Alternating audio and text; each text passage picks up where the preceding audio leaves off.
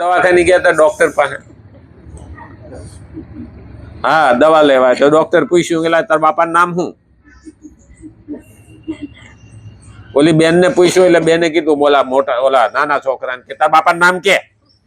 તો ઓલો મોટો કોણી મારે કેતો નહીં કે લીધા જેવું નહીં હોય, એટલે માં જ ન લે. પેલા તો મર્યાદા હતી, માનું નામ બાપાનું નામ ન લેતી માં, પણ છોકરો ઊંધું સમજી બેઠો લીધા જેવું નહીં હોય કે તો માં ન લે. હા, આપણો બાપ તો બહુ મોટો છે, એની પાસે જવું છે, પણ ભગવાન કઈક પડીકું હું તૈયાર કરીને આવું, તને આંખમાં આંખ પરોવીને હું કહી શકું કે તે મને મોકલો, તો હું હાવ એમનેમ બેહી રહ્યો નથી. કારણ કે આપણે કંઈક કરીને જાવું તો ભગવાન પણ રાજી થાય. હા, પણ ભગવાન તો કહે કે આ તો બધું તને મેં દીધું તું, એનો તો ગેરઉપયોગ કર્યો છે. પરમાત્માની સાથે પોતાના નિત્ય સંબંધનો અનુભવ થઈ જાય, કર્મ અને યોગ બંને મળીને કર્મ યોગ કહેવાય છે. કર્મ અને યોગ બે મળીને. હવે કર્મ અને યોગ, કર્મયોગી કોને કહેવાય? ખરેખર જોવા જઈએ ને તો 3 વસ્તુ છે: સ્વાર્થી, પરમાર્થી અને નિસ્વાર્થી.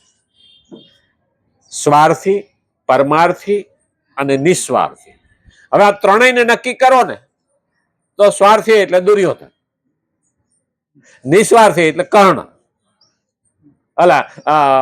પરમાર્થી એટલે કર્ણ અને નિસ્વાર્થી એટલે અર્જુન. દુર્યોધને પોતાના માટે કર્યું, કર્ણ એ હારું હાહતું વિચાર્યા વિના બીજા માટે કર્યું.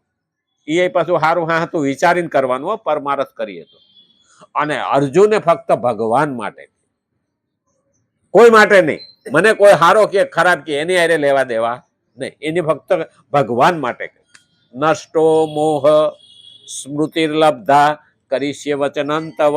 અર્જુનને જ્યારે મોહ નષ્ટ થયો ને ત્યારે ભગવાનને ખુદ વચન આપે છે કે હવે મારો મોહ નષ્ટ થઈ ગયો છે પ્રભુ, હવે તમે કહેશો એમ હું કરીશ. એ બોલવા ખાતર નથી બોલતો, એનામાં દ્રઢ નિશ્ચય થઈ ગયો છે. અને આપણે તો બોલી નાખીએ. આમ તો જો કે આપણે નામાંય નથી બોલતા ને આમાંય નથી બોલતા. આપણે કેવા છે દૂધમાં દહીંમાં બેયમાં પગ રાખે. આપણો વાંધો ક્યાં છે?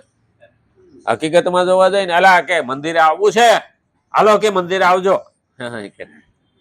આપણે નાય ન પાડીએ, નારે ના કે દુઃખ લાગી જાય. હાય ન પાડીએ નહીં, જવું પણ તો હું ટાઈમ રહે તો આવીશું. એટલે દૂધમાં થયું ને દહીંમાં થયું ને, આ નો આવે તો એ શું કે આજ તો ટાઈમ ન મળ્યો, અને આવે તો એમ કે ટાઈમ નો મળી ગયો તો આવી ગયો. એટલે આ બધા રાજકારણી જેવા જવાબ થઈ ગયા. માણસ હોશિયાર થઈ ગયો.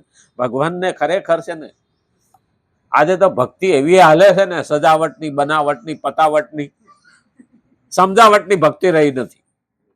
આ 4 પ્રકારની ભક્તિ થાય છે: સમજણપૂર્વકની ભક્તિ, પતાવટની ભક્તિ, બનાવટની ભક્તિ, સજાવટની ભક્તિ. આ 4 માંથી આપણે ભક્તિમાં ખરેખર તો સમજણપૂર્વકની કરતા જ નથી.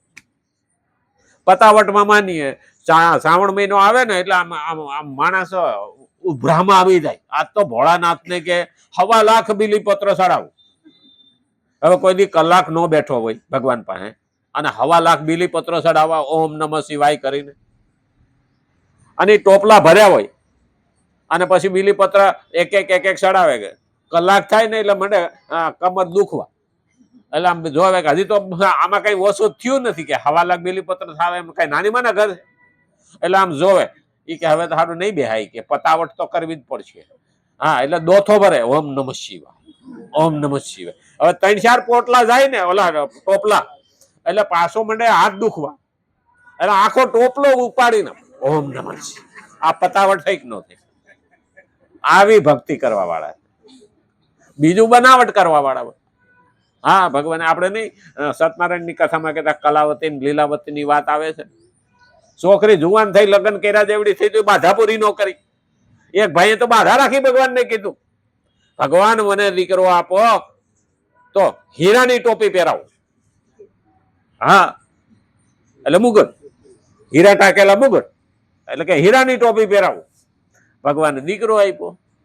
દીકરો મોટો થોડો થયો એટલે કે હવે બાધા પૂરી કરી આવો બૈરા ઘરવાળી કે. હવે ઘરવાળી તો હાસી, પણ ઘરવાળાએ શું કર્યું, છોકરાનું નામ હીરો રાખ્યો. હા, અને મંદિરે ગયો ભગવાનને કે તમે દીકરો દીધો, બધી વાત હાસી કે હા, આ મારા જેવી ટોપી હતી, છોકરાને માથે ઓઢાડી હતી, ઉતારી ભગવાન કે લ્યો આ હીરાની ટોપી. અરે બનાવટ, હીરા ટાંકેલી નહીં, હીરા એ ઓઢેલી, છોકરાનું નામ જ હીરો. એટલે આ શું થયું, બનાવટ. પેલું શું થયું, પતાવટ. પછી શું થયું, સજાવટ. હા, ભગવાન ઉઠ્યા, ભગવાનને બોલાવ્યા, નવડાવ્યા, ધોવડાવ્યા, લુગડા પહેરાવ્યા, ખવડાવ્યા, હુવડાવ્યા, વીજળો નાખ્યો. એટલે એ તો માનસિક પૂજા છે, તો એ તો રીંગી પોત્યાને જેમ રમવા બેઠો.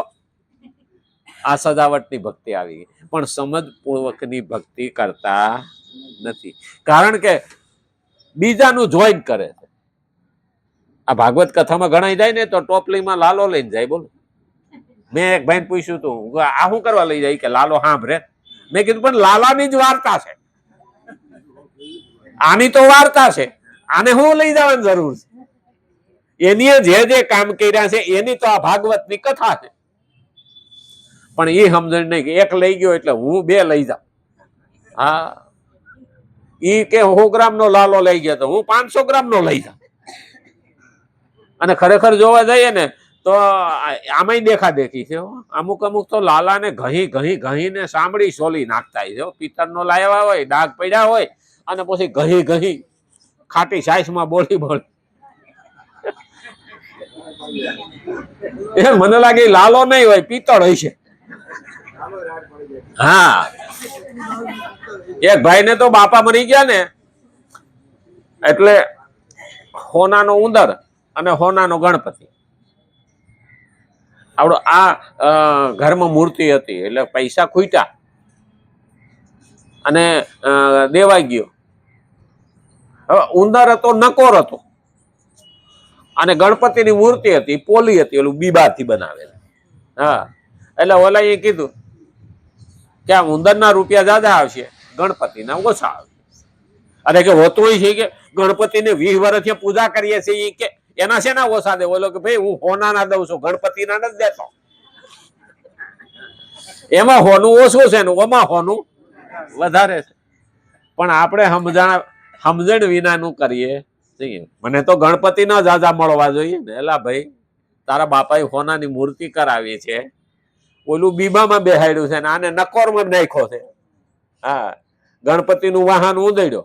એટલે આ તો શું છે, પૂજામાં રાખે ને એટલે હોનું કોઈ લઈ ન જાય.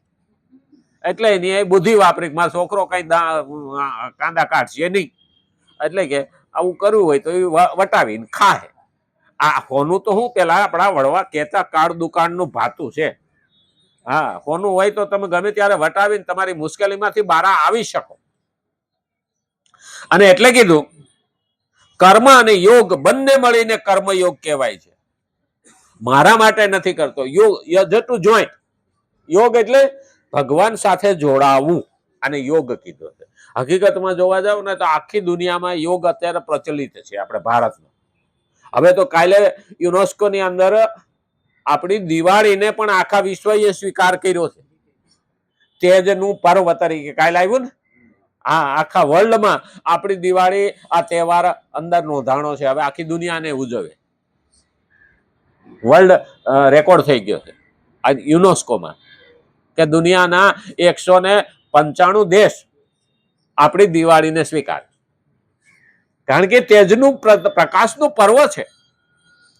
અને એટલે જ કર્મ સંસારને માટે હોય છે.